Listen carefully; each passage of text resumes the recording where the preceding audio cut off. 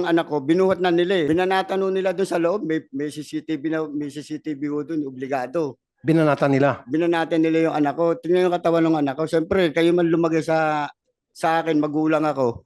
Napakasakit nung babanatan mo yung anak ko, tatlo-tatlo kayo. So may CCTV sila. Tsak po yun, meron. Dahil ano po yun, Pero pag station po yun. i-request natin yung CCTV, Mr. Chair, sigurado ako sira na yung CCTV o hindi gumagana. For sure na yan. So ngayon, binitbit yung ikaw, Julius, binitbit ka at Opo. binanatan ka raw? Opo. Ano ibig sabihin ng binanatan, sir? Pinagsasampal po ako. Tapos tinadyakan po ako. Sampal, tadyak. Mahilig pala manampal mga tong lalaking to. Puro sampal kasi yung ate mo, sinampal niya tapos ikaw sampal.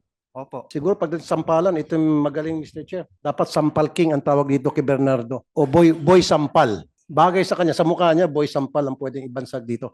So ngayon, sinampal ka ni boy sampal. Opo. Tapos sabay kinulong ka. Opo, nagantay pa po kami nun dun na matagal.